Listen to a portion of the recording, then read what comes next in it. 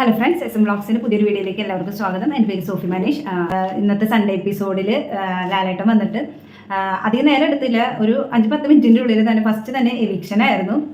അപ്പോൾ നമ്മൾ ഫസ്റ്റ് എവിക്റ്റായി പോയിരിക്കുന്നത് നമ്മുടെ മുൻഷി രഞ്ജിത്തേട്ടനാണ്. അപ്പോൾ ആളെ എവിക്ഷൻ എന്ന് പറഞ്ഞപ്പോഴേക്കും തന്നെ ആൾക്ക് പെട്ടെന്നായിരുന്നു തോന്നുന്നുണ്ട്, അൺഎക്സ്പെക്റ്റഡ് ആയിരുന്നു. അതായത് ആളുടെ എവിക്ഷൻ അല്ല, പക്ഷെ ആൾക്ക് പെട്ടെന്ന് കേട്ടപ്പോൾ ഷോക്കായിരുന്നു തോന്നുന്നുണ്ട്. വരാൻ പറഞ്ഞപ്പോൾ തന്നെ ആൾ എന്തോ കിളിവെട്ടിയ പോലെ ആരോടൊന്നും പറയാണ്ട് വിഷമമായതുകൊണ്ടാണോ എന്താണെന്നറിയില്ല, പെട്ടെന്ന് തന്നെ ഇങ്ങനെ പുറത്തേക്ക് വരാനായിട്ടുള്ള കാര്യങ്ങൾ നോക്കണ്ടായിരുന്നു. പിന്നെ ലാലേട്ടൻ പറഞ്ഞു എല്ലാവരുടെ അടുത്ത് യാത്രയും പറഞ്ഞിട്ട് പോരാൻ, മെയിൻ ഡോറിലൂടെ പോരാൻ പറഞ്ഞ് അങ്ങനെ ആൾ പുറത്തേക്ക് ഇറങ്ങി. പിന്നെ ആളെ നമ്മളെ കാണിക്കണില്ല. അത് കഴിഞ്ഞുള്ള ബാക്കിയുള്ള കാര്യങ്ങൾ അന്നത്തെ വീക്കിൽ നടന്ന ഇന്നലെ പറയാത്ത കുറച്ച് കാര്യങ്ങളെ കുറിച്ചാണ് ഇന്ന് ചർച്ചയും കാര്യങ്ങളും പറയുന്നത്. മെയിനായിട്ട് പരാതിപ്പെട്ടിയാണ്. സ്റ്റോറൂമിൽ നിന്ന് പരാതിപ്പെട്ടി എടുത്തിട്ട് വരാൻ പറഞ്ഞു. അങ്ങനെ പരാതിപ്പെട്ടി 2 ബോക്സായിട്ട് തിരിച്ചു വെച്ചേക്കാണ്. മെയിനായിട്ട് എല്ലാവർക്കും പറയാനുള്ളത് അനീഷിൻ്റെ പരാതി തന്നെയായിരുന്നു. അതുകൊണ്ട് അനീഷിൻ്റെ പരാതികൾ കൂടിയിട്ട് ഒരു പെട്ടിയിലായിരുന്നു ഇട്ട് വെച്ചിട്ടുണ്ടായിരുന്നത്. അപ്പോൾ അനീഷിൻ്റെ ദിവസമായിരുന്നു സത്യം പറഞ്ഞു കഴിഞ്ഞാൽ ഇന്നത്തെ ദിവസം. എന്തുകൊണ്ടാണെന്ന് വെച്ചിട്ടുണ്ടെങ്കിൽ വീട്ടുകാരെല്ലാവരും അനീഷിനെതിരായിട്ടാണ് പരാതി പറഞ്ഞിട്ടുണ്ടായിരുന്നത്. മിക്കവരും അനീഷിനെതിരായിരുന്നു. അതുകൊണ്ട് അനീഷിൻ്റെ വിഷയം മാത്രമേ സംസാരിക്കാനുണ്ടായിരുന്നുള്ളൂ. അതുപോലെ തന്നെ ആ വിഷയങ്ങൾക്കെല്ലാം നന്നായി അനീഷിന് നല്ല രീതിയിൽ മറുപടി കൊടുക്കാനും ഒട്ടുമിക്ക മറുപടി ലാലേട്ടൻ തന്നെ പറഞ്ഞിട്ടുണ്ട്. അനീഷിന് അധികം പറയേണ്ട ആവശ്യം വന്നിട്ടില്ല. പക്ഷെ അനീഷ് പറയണ മറുപടികൾ ഞാൻ പ്രത്യേകിച്ച് ഒരാളെ ഇതാക്കി പറയണതല്ല, പക്ഷെ ആള് നല്ലൊരു ഗെയിമറായിട്ടാണ് എനിക്ക് ഫീൽ ചെയ്തേക്കുന്നത്. കാരണം ആളുടെ മറുപടികളും കാര്യങ്ങളും ആള് നല്ല വ്യക്തതയോടുകൂടി പറയുന്നത്. പക്ഷെ അതാണ് ബാക്കിയുള്ള ഫാമിലി മെമ്പേഴ്സിന് പറയാൻ പറ്റാത്തത്.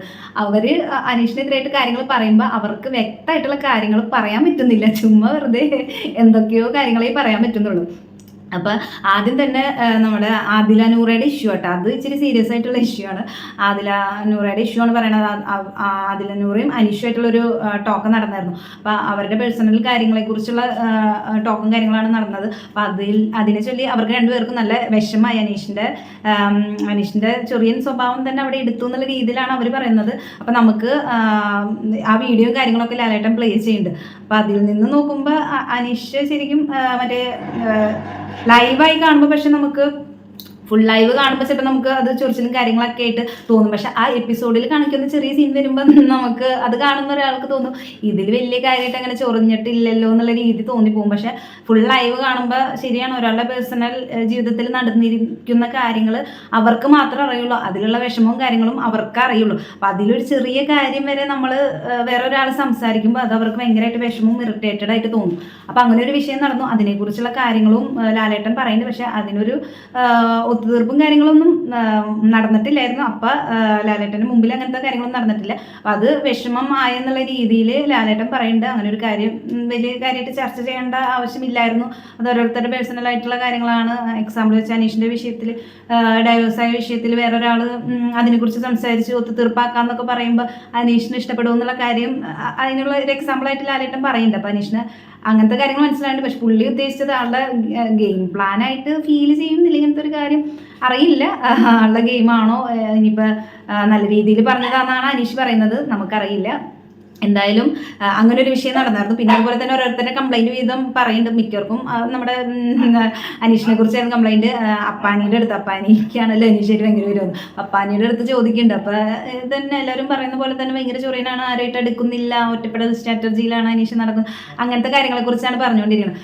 അപ്പം അതുപോലെ തന്നെ അനീഷിന് ആരും നാട്ടിലേക്ക് വരുന്നതും വീട്ടിലേക്ക് വരുന്നതും ഒന്നും ഇഷ്ടമില്ല, അങ്ങനത്തെ കാര്യങ്ങളൊക്കെ പറയണ്ട. അപ്പോൾ ലാലേട്ടൻ പറയും നിങ്ങൾ എന്തിനാ ഒരാൾക്ക് ഇഷ്ടമില്ല എന്ന് പറയുമ്പോൾ ഓരോ നാട്ടിൽ പോകുന്നത്, ഓരോ വീട്ടിൽ പോകുന്നത്, അങ്ങനത്തെ കാര്യത്തെക്കുറിച്ച് ഒക്കെ പറയുന്നുണ്ട്.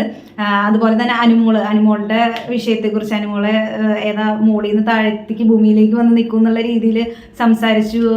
ആർട്ടിസ്റ്റിനെ കുറിച്ച് സംസാരിച്ചു. അതായത് അനുമോൾക്ക് ശരിക്കും പറഞ്ഞു കഴിഞ്ഞാൽ വ്യക്തമായിട്ട് കാര്യങ്ങൾ ലാലേട്ടൻ ചോദിക്കുമ്പോൾ പെട്ടെന്ന് ആൾക്കാകെ ടെൻഷൻ ആവുണ്ടെന്ന് തോന്നുന്നത്. കറക്റ്റായിട്ടുള്ള അനുമോളൊക്കെ ഈ വലിയ ഡിബേറ്റും കാര്യങ്ങളൊക്കെ വന്നു കഴിഞ്ഞ് കഴിഞ്ഞാൽ പൊളിച്ചെടുക്കാൻ നല്ല സുഖമെന്ന് എനിക്ക് തോന്നുന്നത്. കാരണം അനുമോൾക്ക് കറക്റ്റായിട്ടുള്ള കാര്യങ്ങൾ പറയാനൊരു ബുദ്ധിമുട്ട് ഫീൽ ചെയ്യുന്നുണ്ട്. അപ്പം അനുമോളോട് ചോദിക്കുമ്പോൾ അനുമോള് അത് ഇതെന്നൊക്കെ പറഞ്ഞ് ഉരുണ്ട് പടഞ്ഞ് കളിക്കുന്നുണ്ട്. അപ്പം അനീഷാന്ന് വെച്ചിട്ടുണ്ടെങ്കിൽ പറയുന്ന കാര്യങ്ങൾ വ്യക്തം ഞാൻ ഇന്ന കാര്യം പറഞ്ഞിട്ടില്ലെങ്കിൽ ഞാൻ ഇന്ന കാര്യം പറഞ്ഞിട്ടില്ല എന്നുള്ള കാര്യത്തിൽ ഉറച്ചു നിൽക്കുന്നുണ്ട്. ആ സമയം അനുവിനോട് ചോദിച്ചാൽ അത് പറഞ്ഞായിരുന്നോ, ഇല്ലേ പറഞ്ഞില്ലേ ആ ഒരു രീതിയിലാണ് അനുമോള് ഫുൾ ഡൗട്ടാണ്. പക്ഷെ അനീഷ് പറയുമ്പോൾ പറഞ്ഞ കാര്യം ഞാൻ ഇന്ന കാര്യം പറഞ്ഞെങ്കിൽ ഞാൻ ഇന്ന കാര്യം പറഞ്ഞില്ലെങ്കിൽ ഞാൻ ഇന്ന കാര്യം പറഞ്ഞില്ല എന്നുള്ള കാര്യങ്ങളൊക്കെ വ്യക്തമായിട്ട് പറയാനുണ്ട്. അപ്പോൾ ഇന്നത്തെ ദിവസം ഫുൾ അനീഷിൻ്റെ ദിവസമായിട്ടാണ് എനിക്ക് ഫീൽ ചെയ്തത്. കുറച്ചും കൂടി എല്ലാവരും കൂടിയിട്ട് അനീഷിന് കുറച്ച് ഓട്ടും ഹൈപ്പും എല്ലാ കാര്യങ്ങളും കൂടുതൽ ഈ നിലയ്ക്ക് പോയി കഴിഞ്ഞ് കപ്പ് അനീഷിന് കൊടുക്കണ സാധ്യതയാണ് കണ്ടുവരുന്നത്. പിന്നെ അതുപോലെ തന്നെ അനുമോളുടെ അത് ഈ കുറച്ച് പേരോട് നമ്മുടെ പരാതിയും കാര്യങ്ങളും കേട്ടതിന് ശേഷം നമ്മുടെ ലാലേട്ടൻ ഒരു ബ്രേക്ക് എടുക്കാൻ വേണ്ടി പോയി. അപ്പോൾ അതിൻ്റെ ഇടയിൽ വെറുതെ എന്തിനാന്ന് എനിക്ക് അറിഞ്ഞോളൂ. അതായത് നമ്മുടെ അനീഷ് ജസ്റ്റ് അതില നൂറയുടെ അടുത്ത് ജസ്റ്റ് ഇങ്ങനെ കാര്യം സംസാരിക്കുമ്പോൾ ഇപ്പോൾ വേണ്ടാന്നുള്ള രീതിയിൽ. അപ്പോൾ അതിൻ്റെ ഇടയിൽ അബി വന്നിട്ട് എന്തിനാണെന്നറിയില്ല ഒരു ചെറിയ പട്ടിഷ പോലെ തോന്നി. വെറുതെ വന്നിട്ട് എന്തെങ്കിലൊക്കെ പറഞ്ഞ് ഭയങ്കരമായിട്ട് ഹൈപ്പറാവുണ്ട്. അല്ല അനീഷും ഇതുപോലെ പറഞ്ഞ് ഇങ്ങനെ നിൽക്കുന്നുണ്ട്. പക്ഷേ അബി കുറച്ച് ഓവറായി ഹൈപ്പറായോ എന്നുള്ള ഇത് തോന്നിപ്പോയി ആ സമയത്ത്. അപ്പോൾ അങ്ങനെ ഒരു ഷോ നടന്നായിരുന്നു. അത് കഴിഞ്ഞ് പിന്നെ അനുമോള് ഒരു സമയത്ത് പറഞ്ഞായിരുന്നു അക്ബറിന്റെ നോട്ടം ശരിയല്ല എന്നുള്ള രീതിയിൽ പറഞ്ഞത്. അത് ഞാനും ഡൗട്ട് അടിച്ചു. ഞാൻ അക്ബറിന്റെ നോട്ടത്തിന് എന്താ കുഴപ്പമെന്നുള്ള രീതിയിൽ ഞാനും ഡൗട്ട് അടിച്ചായിരുന്നു. പക്ഷെ അനുമോൾ ഉദ്ദേശിച്ചത് അപ്പോൾ ലാലേട്ടൻ ചോദിച്ചു, ആ വീഡിയോയും കാണിച്ചു കൊടുത്തു. അപ്പോൾ അനുമോൾക്ക് ഏത് നോട്ടം എപ്പോൾ പറഞ്ഞൊരു ഓർമ്മ. അത് പറഞ്ഞു അനുവിന് പറയണ കാര്യങ്ങളും അങ്ങനത്തെ കാര്യങ്ങൾ കറക്റ്റായിട്ട് പറയാനും അറിയില്ല. പറഞ്ഞ കാര്യങ്ങളെക്കുറിച്ച് വലിയ ഓർമ്മ എന്താ വായ തോന്നുന്നത് എല്ലാം വിളിച്ച് പറയണ കാരണം പറഞ്ഞ കാര്യങ്ങളൊന്നും വലിയ പിടുത്തൊന്നുമില്ല ആൾക്ക്.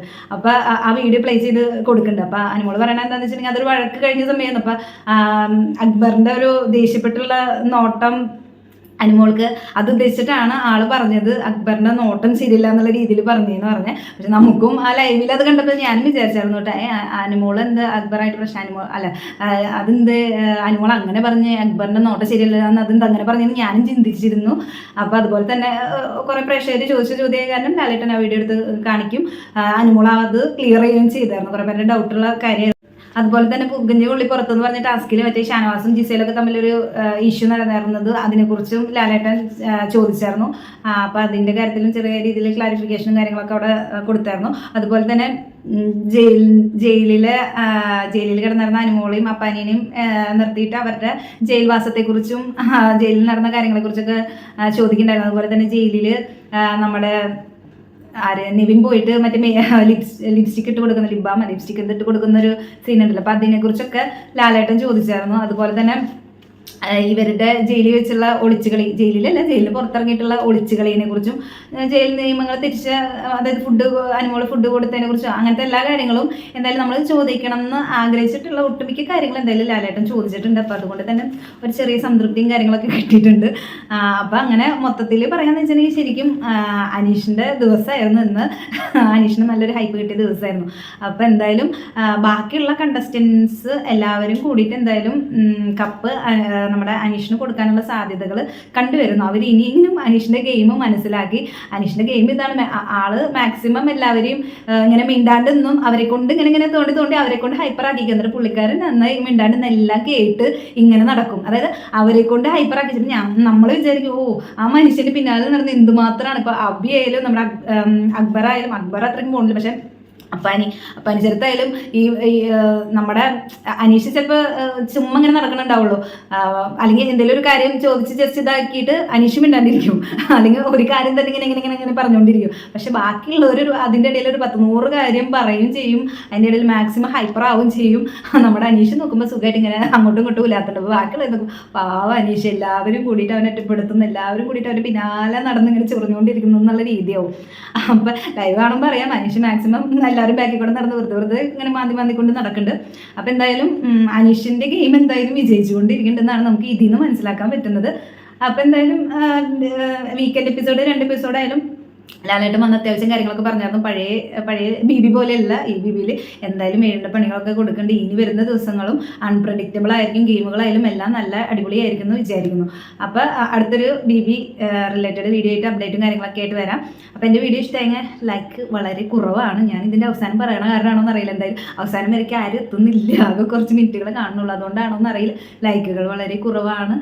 പിന്നെ നിങ്ങളുടെ വലിയേറെ അഭിപ്രായം കമൻ്റ് ആയിട്ട് രേഖപ്പെടുത്തുമെന്ന് ഞാൻ വിചാരിക്കുന്നു. പിന്നെ എൻ്റെ വീഡിയോ ആദ്യമായിട്ടാണ് കാണുന്നുണ്ടെങ്കിൽ നിങ്ങളൊന്ന് സബ്സ്ക്രൈബ് ചെയ്ത് സപ്പോർട്ട് ചെയ്യുക. അപ്പോൾ അടുത്തൊരു വീഡിയോ ആയിട്ട് വരാം. ടാറ്റ ബൈ.